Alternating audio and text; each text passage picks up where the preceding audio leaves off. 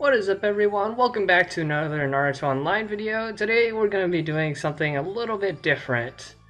So I actually wanted to do a little guide and just kind of my experience with level freezing, because some of you guys have actually been asking me in the past, and I thought it would be finally time for me to make this video. So I'm just going to get started and talk about level freezing, what it is, and why people do it. But if you guys didn't know, level freezing is whenever you, well, as the name implies, freeze your level, and basically you become lower level than everyone else. Like, for example, here I'm level 84 while everyone else is in like the 90s. A couple of guys in the 80s here. But the reason that people level freeze is actually because of Sage World Battlefield. And how Sage World works is it's determined by your level and not actually by your power. So, and it's separated into brackets. So I believe there's like a 100 to 105 bracket, 90 to 100 bracket. I don't know the exact levels for them, but it's roughly like that. And probably the most popular bracket is the 80 and under bracket.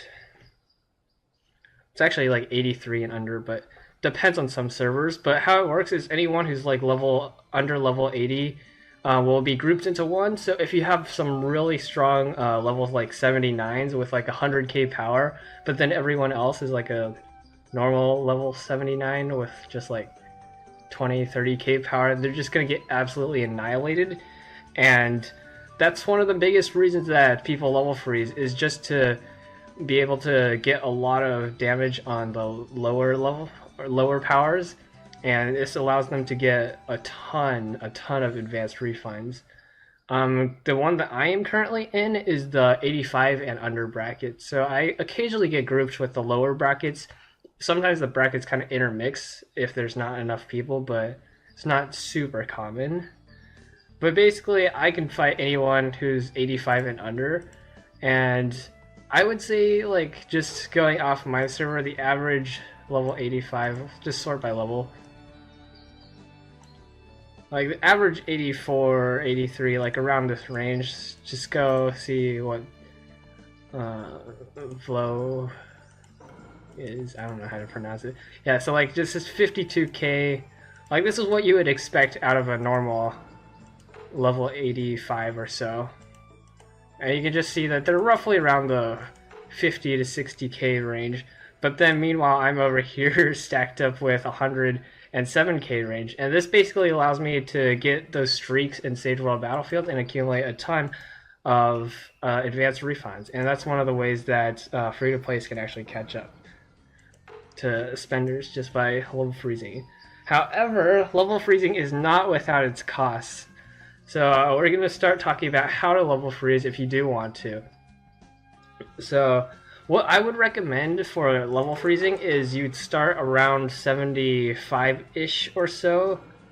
But what you really want to do is you want to clear your plot instances up until you get you can unlock all these jades. And these jades are used for leveling up your equipment. So once you have unlocked every single one, you basically don't have to beat any more instances after that. Once you unlock it, just stop doing your story missions, because then you'll have all the materials you need to level up your tools. And this was one of the mistakes I made. I started level freezing before I unlocked all these gems, and so it would take ridiculously long amounts of time just to upgrade one of these equipments.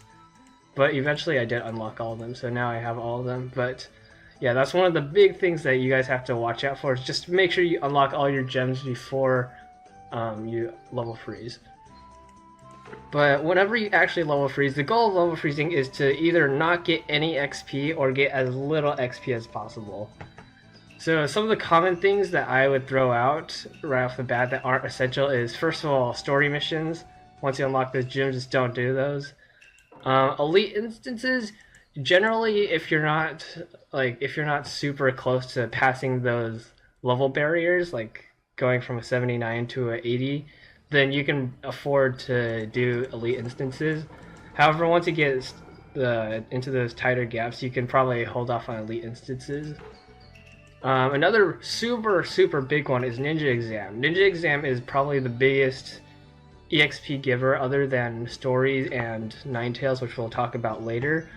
But Ninja Exam you can generally do for a while. I'd suggest getting to like a decently high level so you can unlock the scrolls to upgrade your equipment.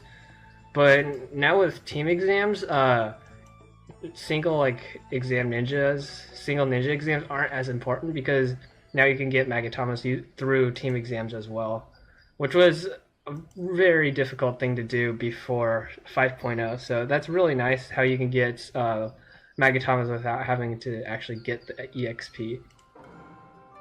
And so that's another thing that you should watch out for.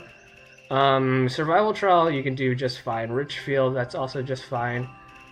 But probably the third biggest thing that gives you a ton of EXP is, where is it at? Ninetales. So with the release of 5.0, well, it's been a while since they released 5.0, but 5.0 made level freezing a lot easier. Because now it gives Sun Scrolls, but if you play actively, you actually can get max Sun Scrolls without even doing Ninetales Invasion, like, at all. And so you can completely avoid Ninetales without losing any of the benefits. I mean, you'll lose some strange stones, but, like, who cares? But Ninetales gives a ton of EXP, and that is something that you should definitely not do whenever you're level freezing. Like, that's one of the top things I would cut out. Matsuri is fine. Rescue Jinchuriki actually gives you these two packs. It gives you, let me see if I have any on me. It gives you these ability packs as well as another pack.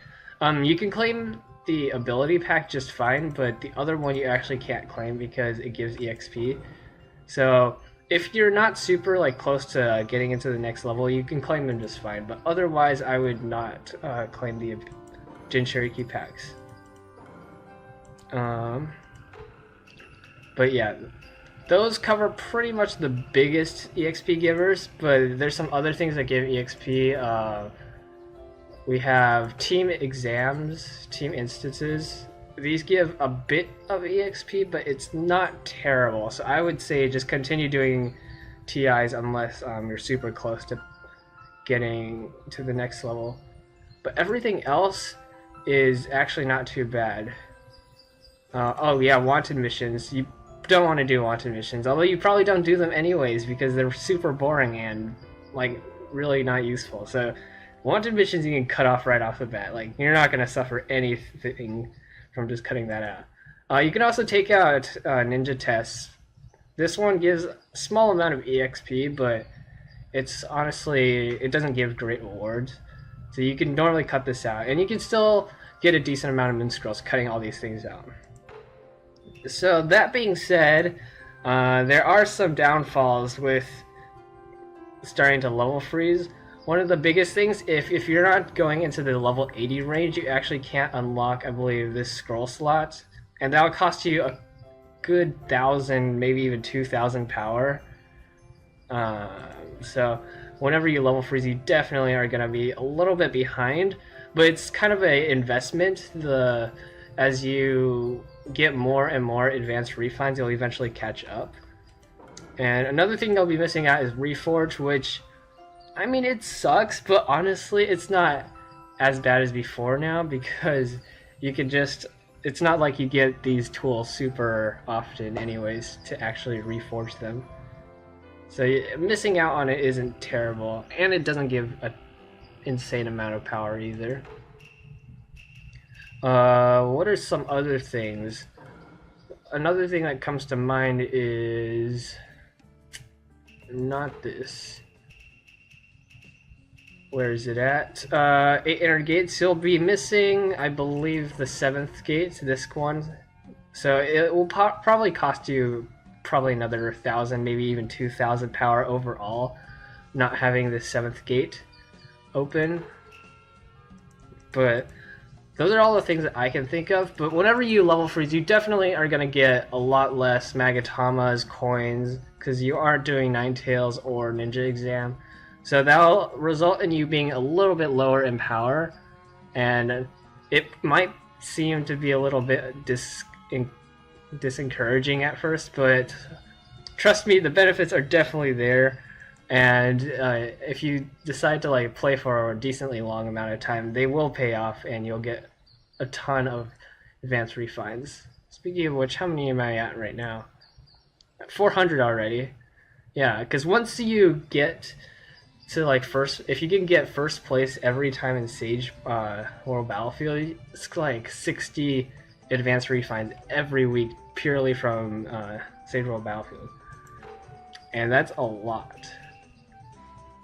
And I think another thing I should address is you probably won't be hitting your moon scroll cap every week in grocery store, but it's actually okay, because you'd be surprised, like, you actually don't need to get that many moon scrolls to get everything you need, like cave exploration and stuff. So it's honestly not terrible. But that's all the things I can think of right now.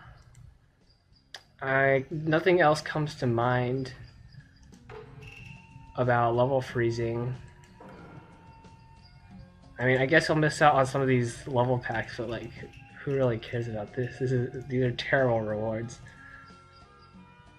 And everything else is pretty much unlocked for you, so there's just a couple features that aren't unlocked and that might cost you a tiny bit of power, but it's worth it if you decide to go with it for a long run.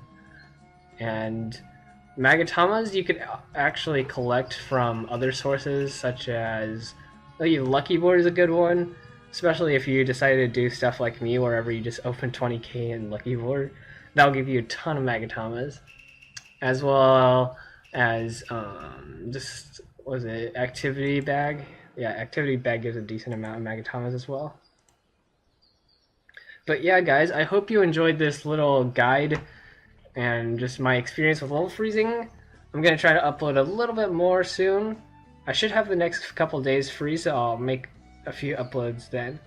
But that being said, I hope you guys enjoyed it, and I'll see you guys next time. If you have any questions, leave them down in the comments below.